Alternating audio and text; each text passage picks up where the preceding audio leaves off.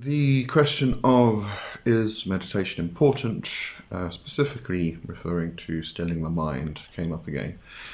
So yes, I know I can hear all of the people in the background sighing and saying, oh, do we have to? But it's not as bad as you think, it really isn't. So let's have another talk about that. Welcome to my channel. You are entering the world of magic and mysticism with your host, Lee W. Johnson. Keep the lights on and help improve the channel by becoming a supporter for just $2.99 per month. Hit the join button. Okay, so meditation. Is it important? Yes. It is extremely important for your entire magical practice. And we'll get into why. But what I want to mention first is that I think we generally have a misconception of meditation, of the practice itself, and what we have to do in meditation. But also we kind of put too much pressure on ourselves to reach a particular goal. So we always hear that the aim of meditation, or the reason you're doing it, is to still the mind, quiet the mind, have no thought. No thought is a bit of a fallacy. And all of these things where we are trying to sit down and be still and be quiet and stop that train of thoughts, stop the monkey mind from going crazy. And this becomes the main goal, the aim, the destination. And what I mentioned to somebody recently is that there is no destination. Forget about the destination. Just enjoy the journey. And it really is the journey that we are going on the spiritual path, on our magical practice, that is what we should be focusing on. Not the actual destination, not the goal that we're trying to get to, whatever that goal may be. If you have decided that you want your psychic senses to be incredibly powerful, therefore you're going to work at that. There's nothing wrong with that. But you have a goal in mind, but don't push yourself towards the goal so much that you forget about the journey, because it's the journey which is the exciting part. And when it comes to meditation, yes, the goal is to bring yourself into one-pointed focus, and that's really the thing. We always talk about stilling the mind or quieting the mind, but it really is about bringing your mind into one-pointed focus. And the reason is that if we have one-pointed focus, no matter what that focus is, but if we have one-pointed focus, we disregard everything else. So you may, if you are sitting down for a meditation, you may sit down and you can hear everything around you. You can feel the clothes on your body. You may feel a breeze if you've got a window open. You can smell things. There may be some roses or jasmine outside, that's the scent blowing in. You may have lit some incense, so you can smell that. All of these stimuli that are around us just hit us. And because we are not doing something which is active, we're doing something which is passive, then all of those things kind of become, or we become aware, or aware of all of those external stimuli. And this starts the process of the monkey mind. And so apart from all of the external stimuli, we also have all of these thoughts that are racing by. And as they're racing by, we grab one and we think about it and we hold on to it for a while, and then we let it go. But all of these thoughts are going crazy. They're going it's like a train station. Now, this is what happens if we sit down to do a quiet meditation.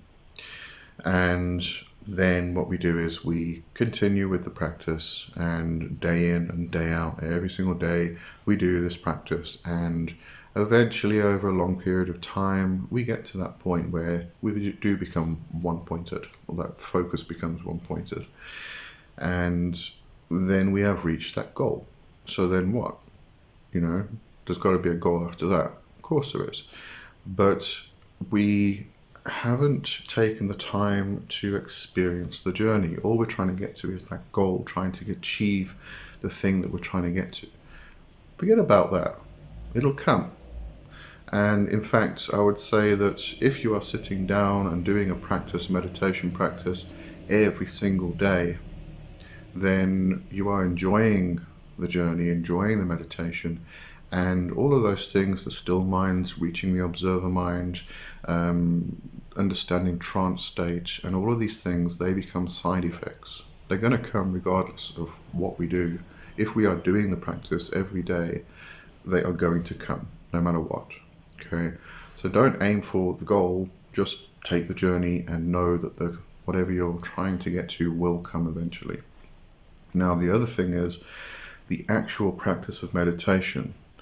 We read books, we read articles, we go and watch YouTube videos, and it's always a case of you need to sit down, close your eyes, make sure your back is straight, your chin tucked in, you can hold your hand in a particular mudra if you want to, and then you have to do a particular thing. That may be as you're breathing in, visualize the breath coming in and flowing out. You can focus on the tip of your nose, you can focus on your belly, you can focus on your chest.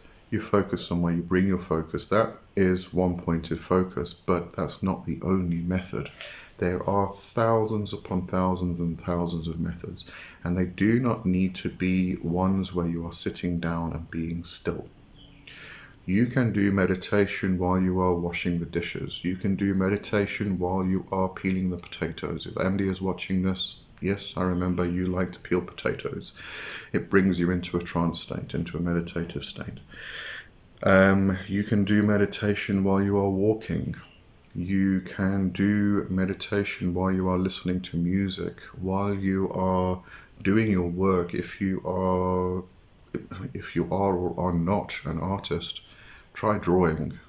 Pick up a coloring book, which was mentioned recently in one of the Into the Wildwood episodes that we did, which I think is an absolute brilliant method, is color. Pick up a coloring book and color.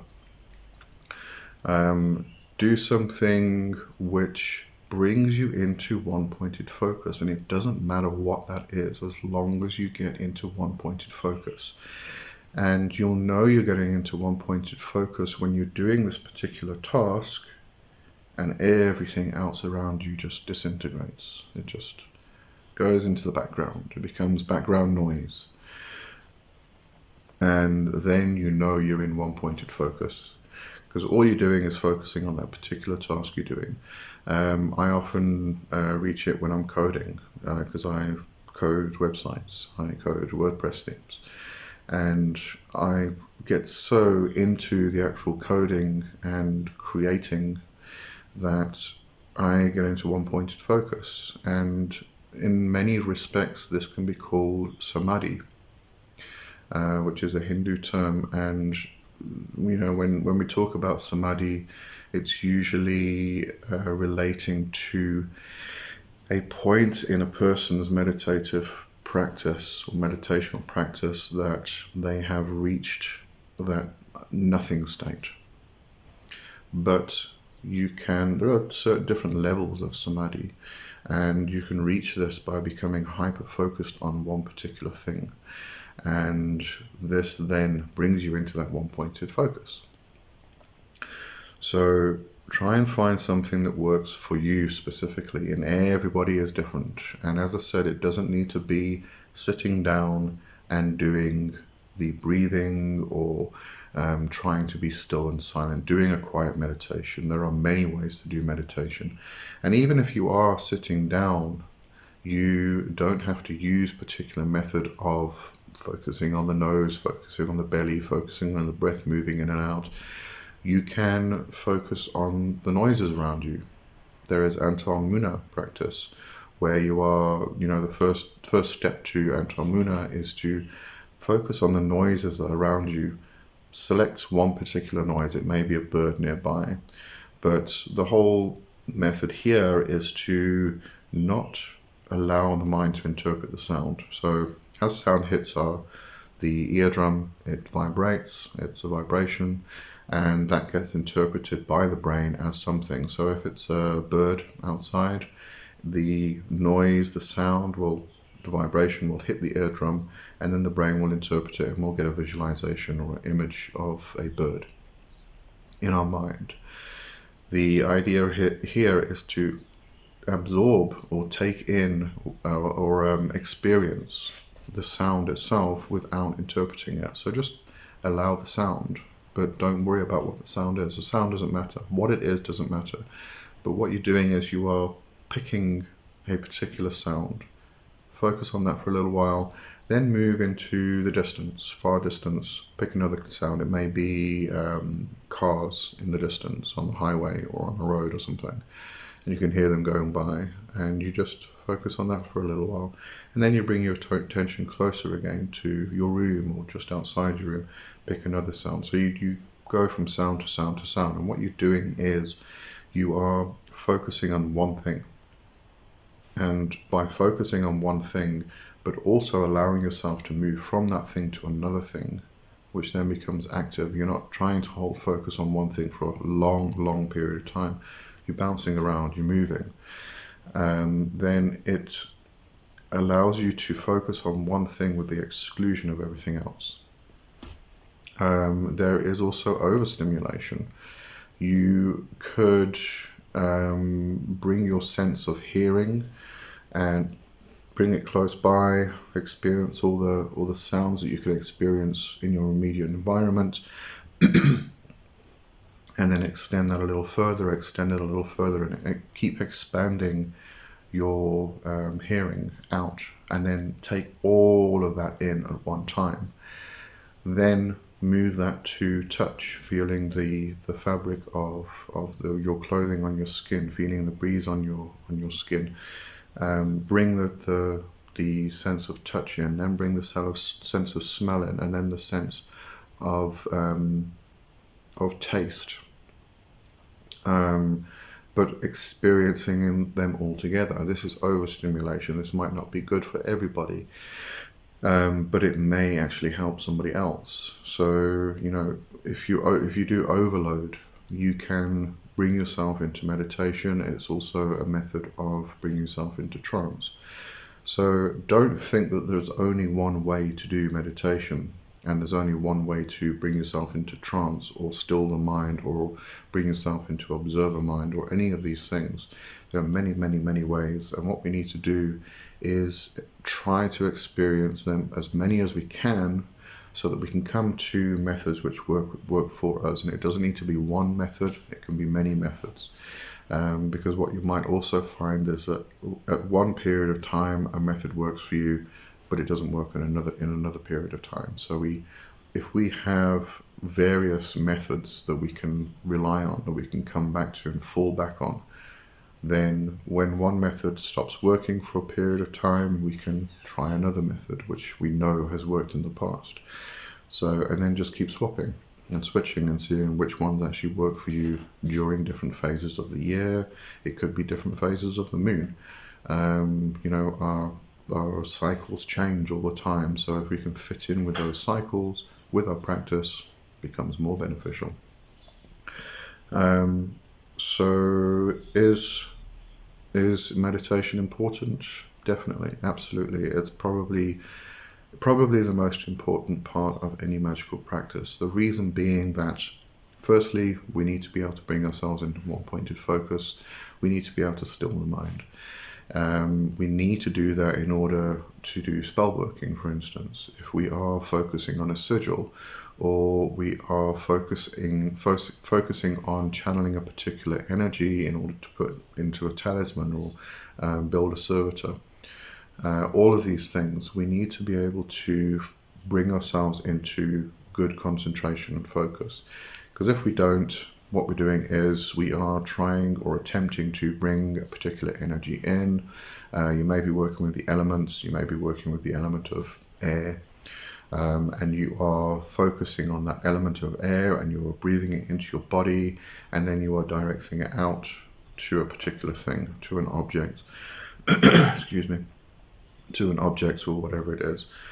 But if we are doing this and then we are thinking about what we're going to have for supper, the person that we need to email tomorrow morning, or got that meeting as well, need to prepare for that, and I've got to get to bed at a particular time tonight because I've got to wake up early in the morning. Your mind's somewhere else. It's not on the task itself. So meditation helps with this particular aspect, is bringing ourselves into is concentration and focus. It also allows us to reach that observer mind that I keep talking about. So this is allowing yourself to step back and observe what's happening so that you don't immediately react to situations. And when you are in a magical spiritual situation, you may have done a journey to the other world and you are experiencing whatever it may be in the other world, because it's expansive, so it could be many things. But all of a sudden a situation arises and you're not sure how to handle it. You don't want that immediate reaction of fear and run, or fight, or whatever it is, that fight and flight response. You don't want an immediate reaction. You want to be able to step back and rationally decide what to do next. Okay, so that helps with that. Then trance work, trance states. Meditation allows you to experience trance, and it may just be moving you into a light trance, but you only need a light trance in order to do most of the work.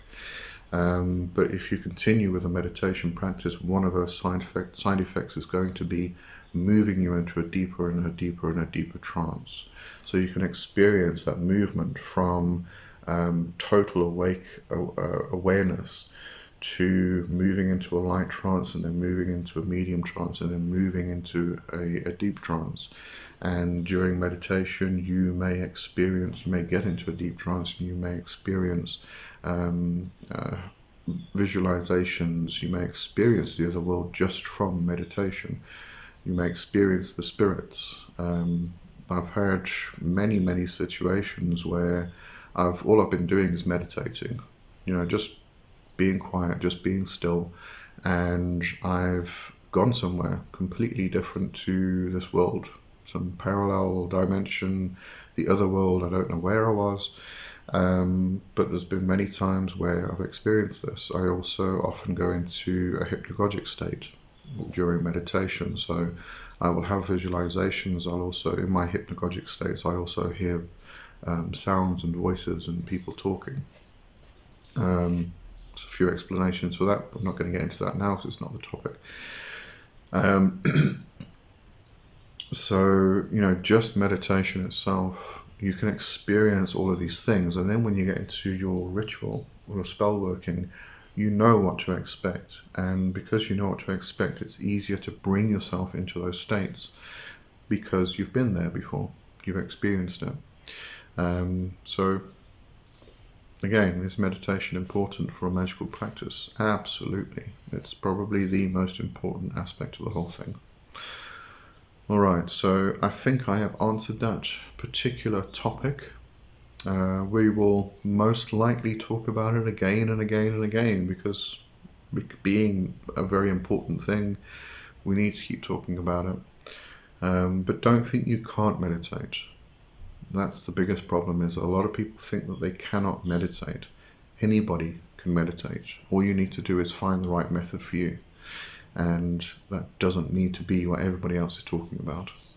You can be absolutely anything under the sun, as long as it brings you into one-pointed focus.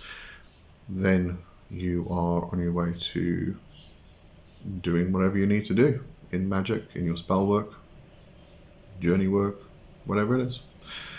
Okay, so I will leave you with that, and I'll see you next week. Cheers for now. Bye bye.